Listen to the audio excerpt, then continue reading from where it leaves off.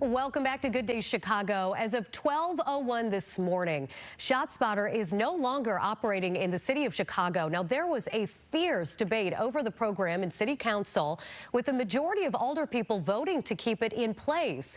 The mayor vetoed that decision.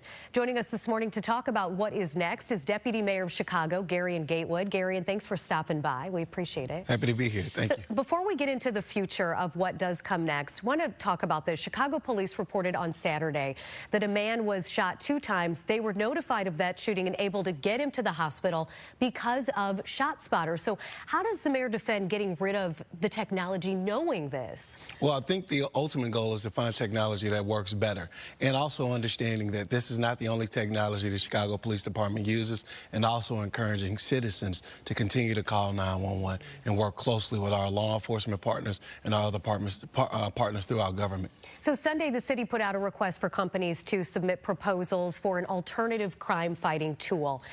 How do you imagine that this tool would be better than ShotSpotter? What types of technology is already out there maybe that other cities are using? Well, we're looking at a myriad of items and potential technology, right? So we're looking at, and I don't want to give too much of it away because obviously we're going through the request for information because we want to see everything that's out there. We don't want to be limited to one form of technology. We want to see what's out there. We want to see what communities are asking for. And we want to make sure we have the best options possible for the people of Chicago. So we want to be accurate. We want to be able to help get some of these folks off the streets who are causing harm, and we want to make sure people actually feel safe throughout the city. Yeah, I think getting the people off the streets that are causing harm is key, because then we wouldn't have to worry about the crimes right down the road.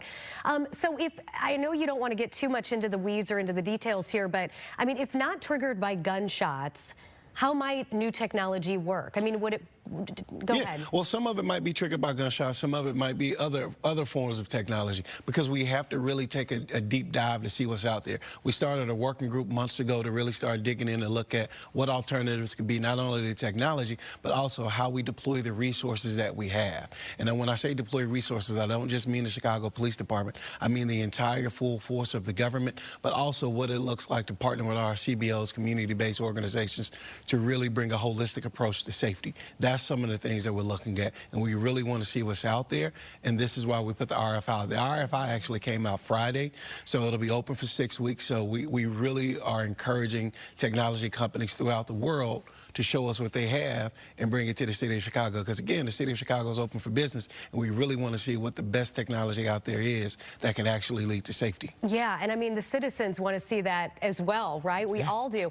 So the deadline for these proposals is November 1st. When do you anticipate this new system will be up and running and working in the city of Chicago? Yeah, so we're interested in running a few pilots as well to see what can be up and running in the meantime as we go through this decommission phase with ShotSpotter. We have a 2-month decommission phase, while we're also running simultaneously the 6 weeks for the RFI to be open. And we also want to see what else is out there. So we're excited. We want to see what's up, and we want to see what can really help the people of Chicago move forward. All right. Thanks so much, Gary, and again for your time, and best of luck to you in the city, because we all want the best for the city of Chicago. Absolutely.